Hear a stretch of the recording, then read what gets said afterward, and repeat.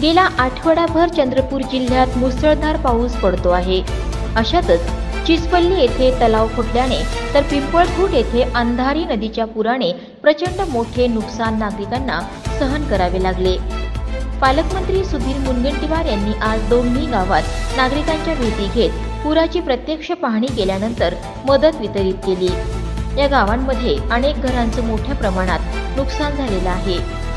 घरातील धान्याची नासाडी झाली आहे। घरातील कपडे आणि इतर साहित्य पाण्यासोबत वाहून गेलं आहे। या संकटाच्या काळात शेवटच्या नुकसानग्रस्त गरजूपर्यंत मदत पोहोचवण्याचे निर्देश त्यांनी दिले। नागरिकांना तेल, मीठ, तिखट धान्य, कणिक यासोबतच कपडेही देण्यात येईल। तसंच गाद्या, चादर, ब्लँकेटची व्यवस्था केली जाणार आहे। चिचपल्ली येथील पूरपीडित कुटुंबांना पहिली मदत म्हणून 5,000 रुपये तात्काळ जमा होणार आहेत। पाऊस ओसरल्यानंतर फुटलेल्या तलावाची कायमस्वरूपी उपाययोजना करण्याचे आश्वासन त्यांनी दिले। पंचनाम्यापासून एकही घर सुटणार नाही याची काळजी घेत पंचनाम्याची यादी ग्रामपंचायतीमध्ये जाहीर करावी अशा सूचनाही पालकमंत्री सुधीर मुनगंटीवारांनी दिल्या।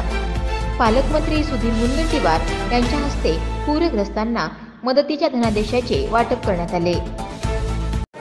तलाव फुटल्याने व सतत पाऊस आल्याने खरं तर या अनेक वर्षानंतर 237 मिलीमीटर पाऊस म्हणजे आकाश फाटलं, ढगफुटी झाली। यातून अनेक घरांचं नुकसान झालं।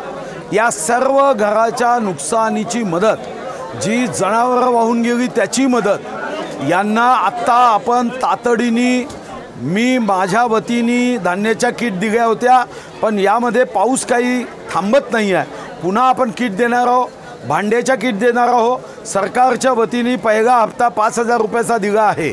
ज्या शेतीचं नुकसान झालं तेही नुकसान भरपाई आपण देतो आहे।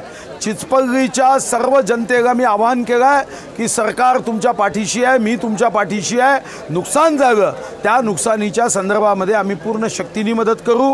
या गावातले जेवढे पदाधिकारी, कार्यकर्ते, स्वयंसेवक आहे त्या सर्वांना या संदर्भामध्ये सर्वांना मदत होईल तिथपर्यंत थांबायचं नाही हे सांगितलं आहे। कोणीही वंचित सुटता कामा नये आणि त्यांना न्याय दिला पाहिजे या भावनेने काम करायला सांगितलं आहे। आत्ता काही चेक वाटले आणि बाकी सर्व वाटप योग्य पद्धतीने या 4-5 दिवसामध्ये होईल अशी व्यवस्था करायची।